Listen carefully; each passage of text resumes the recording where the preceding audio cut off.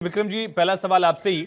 आखिर अचानक से 2020 की नेशनल एजुकेशन पॉलिसी पर 2025 में विवाद क्यों गर्मा गया? नमस्कार आपको भी, मेरी सभी आदरणीय को पैनलिस्ट और दर्शकों को नमस्कार। देखिए, इसमें ऐसा है कि जो कल आया इनका ड्राफ्ट, उसमें पंजाबी को कहीं भी रखा ही नहीं गया। पंजाबी जब से 1929 से जब से सीबीएसई बोर्ड आया, पंजाबी हमेशा ही भाषा रही है और बच्चे उसको लेते सिलेक्ट करते रहे हैं। लेकिन जो कल आया था, आज ठीक है कि ये कह रहे हैं कि कोई मिस्टेक है या क्या है, लेकिन कल जब आया तो उसमें पंजाबी कहीं भी नहीं थी। फ्रेंच थी और भाषाएं थी बाहर की, लेकिन पंजाबी नहीं थी। हमने हिंदी से हमारा कोई विरोध नहीं है, हिंदी की बात तो की ही नहीं। हाँ, इतना जरूर है कि पंजाब के अंदर इसीलिए हमारी सरकार ने कहा कि कंपलसरी किया जाएगा, चाहे कोई भी बोर्ड हो। जो पंजाब में स्कूल्स हैं वहां पे पंजाबी कंपलसरी की जाएगी। पंजाबी सूबा ही बना था लैंग्वेज के बेस पे। तो इसमें पंजाबी को अगर हम कह रहे हैं तो इसमें कहीं सियासत नहीं है, कहीं विरोध नहीं है, कहीं हिंदी का विरोध नहीं है, लेकिन पंजाबी तो पंजाब में लागू होगी ना। अब हर स्टेट में आप कहीं भी चले जाइए, वहां पे बोर्ड्स हैं जो शॉप्स के ऊपर है, और है लैंग्वेज वहां की यूज की जाती है, लैंग्वेज वहां की बरती जाती है, लैंग्वेज वहां पे कंपलसरी है। तो पंजाब में क्यों नहीं? तो हमने क्या गलत किया फिर? सीबीएसई को ये तो सोचना चाहिए था ना, केंद्र सरकार को ये तो सोचना चाहिए था कि आपने पंजाबी को क्यों बीच में से हटाया था। ये हम लेटर दिखा रहे हैं, कल ही सीबीएसई की तरफ से जारी हुआ। उसमें पहले भाषा जो मेंशन है वो पंजाबी मेंशन है। क्लैरिफाई किया गया, बताया गया कि जो पहले पंजाबी थी वो अभी भी जारी रहेगी। छात्रों की जानकारी वो बाद में आई, वो बाद में लेटर आया। जो पहले ड्राफ्ट आया था उसमें पंजाबी, उसमें कॉन्टिन्यूटी का जिक्र है, इंट्रोड्यूस नहीं किया गया है। कॉन्टिन्यूटी का जिक्र अगर आप पढ़ेंगे या कहेंगे तो मैं पढ़ के सुना भी दूंगा, तो उसमें कॉन्टिन्यूटी की बात कही गई है, री इंट्रोड्यूस नहीं किया गया है। बताया गया कि पंजाबी पहले भी थी, अभी भी रहेगी। आप लोगों ने कहां से पॉलिसी पढ़ी कि आप लोगों को लगा पंजाबी हटा दी गई है? नहीं, इसमें पंजाबी वर्ड था ही नहीं जी। मैंने तो अभी तो कह रहा हूं, मेरे पास ड्राफ्ट पड़ा है, मैं पूरा ड्राफ्ट लेके बैठा हूं। मैं सर जो लेटर मैं भी देख पा रहा हूं, स्क्रीन पे भी लगातार हम दिखा रहे हैं, उसमें भी मेंशन है। ये बाद में जारी किया गया है। मैं आपको बताऊं, मैं वही कह रहा हूं, उसमें मेंशन, ये री इंट्रोड्यूस नहीं किया गया, कंटिन्यू है, वो मेंशन किया गया है। सुन तो लीजिए, क्लॉज 8 है जो ड्राफ्ट कल आया था। क्लॉज 8 है, subjects groups will be follow for 2026 language 1 English, language 2 Hindi, elective 1 science, elective 2 mathematics, elective 3 social science, regional and foreign languages। सुन लीजिए आप, गुरुंग, तमन, Sherpa, French, Sanskrit, communicative, Sanskrit, Urdu course, Bengali, Tamil, Gujarati, Manipuri, Urdu, Tibet, German, Telugu, Bodo, Japanese, Bhutia, Spanish, Kashmiri. कहाँ है पंजाबी? ये तो थर्ड लैंग्वेज की बात कर रहे हैं ना आप।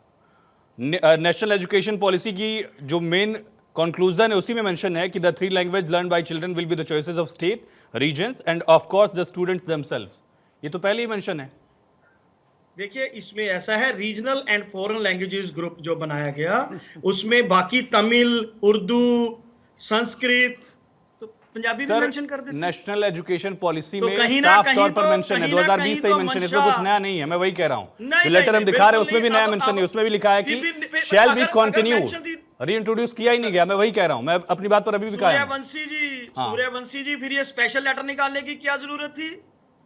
नहीं, कुछ लोग कंफ्यूजन पैदा करने की कोशिश कर रहे थे ना, उनके लिए क्लैरिफिकेशन जरूरी था, मुझे लगता है शायद इस वजह से। कंफ्यूजन नहीं पैदा कर रहा था। मैं आपके चैनल पे दिखा देता हूं कि उसमें पंजाबी मेंशन नहीं था। तो ठीक है, अगर आप ये पंजाबी कर रहे हैं तो ये अच्छी बात है। हम तो इसी के लिए हमको इसमें सियासत कर थोड़ी कर रहे हैं, पंजाबी करें। और हमने पंजाब में सभी बोर्ड्स हैं, चाहे वो कोई भी बोर्ड है, उसमें पंजाबी कंपलसरी कर रहे हैं हम पंजाब में। इसमें सियासत की क्या बात है? ठीक है, पंजाबी सूबा ही पंजाबी के नाम पे। रामकृपाल सर भी हमारे साथ जुड़ चुके हैं और अकाली दल से हमारे साथ कृष्णपाल जी भी हमारे साथ जुड़ चुके हैं, ज्वाइन कर चुके हैं। लेकिन जयबंश जी, आखिर इतना कंफ्यूजन क्यों हो जाता है? स्टेक होल्डर से बात करिए, उनको समझाइए, बाद वाले समझाने वाली स्थिति क्यों आ जाती है? चाहे कृषि कानून हो, नेशनल एजुकेशन पॉलिसी हो, पहली बात कर लिया करिए स्टेट से। थैंक यू जी। ऐसा है, देखो, कंफ्यूजन तो पहली बात तो ये जो आज की डिबेट का जो मुद्दा है वो मेरा ख्याल आपके और पासी जी के बीच में पूरी तरह से रिजॉल्व हो गया है कि कोई ऐसी सेंटर की मंशा नहीं थी। आपने वो लेटर दिखा दिया, मैंने भी उसी की बात करनी थी। उसमें ये लिखा हुआ है, जो लेटर है, all languages as offered presently would continue to be offered.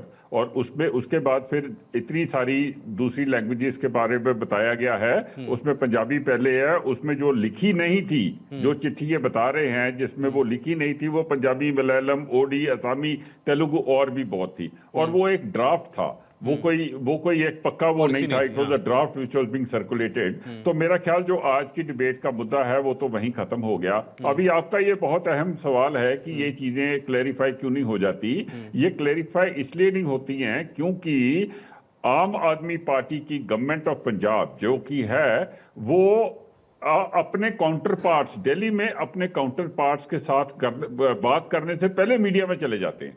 वो बात जो है दिल्ली के साथ सिर्फ मीडिया के थ्रू करनी चाहते हैं, whether it is the agriculture policy और इट इज द आरडीएफ और इट इज द एनएचएम, कुछ भी है उनका ये तरीका होता है कि या पहले मीडिया के पास चले जाओ, फिर कोर्ट के पास चले जाओ और अल्टीमेटली हम वहां जाएंगे। ईगो बहुत है, एक तो ईगो है कि हमने सेंटर के पास नहीं जाना, वही ईगो है जिसके कारण कि ये दिल्ली हार चुके हैं। अगर ये लेफ्टिनेंट गवर्नर के साथ मिलजुल के सरकारें चलाते तो इनका ये हाल ना होता जो इनका अभी हाल हुआ है, और वही ईगो है, वही एक पॉलिसी है जो यहां फॉलो कर रहे हैं। अगर ये छोटी सी बात थी, अगर ये पहले क्लैरिफाई कर लेते तो आज आपको हमारे साथ यहाँ डिबेट करने की जरूरत नहीं थी। हम यहाँ डिबेट के ऊपर कोई बड़ी बात करते कि नेशनल एजुकेशन पॉलिसी के साथ फर्क कितना पड़ेगा हमारे देश को और उसको किस तरीके से अच्छे तरीके से पंजाब में उसको इंप्लीमेंट किया जा सकता है, तो हम भी कह देते आफ्टर ऑल हम भी तो चाहते हैं कि हमारे बच्चे पंजाबी पढ़े। सर आप ही एक कदम आगे बढ़ गए हो तो उनको समझाने के लिए, आप ही ने बड़ा होकर ये जिम्मेदारी आप ही ने निभा दी होती कि राज्यों को भी आप समझा देते। जाने से अगर विक्रमजीत पासी जी को कोई कंफ्यूजन हुआ जैसा आप दावा कर रहे हैं तो आप ही बढ़ के समझा देते कि भैया ये दिक्कत नहीं है, पॉलिसी ये ड्राफ्ट आया भी नहीं।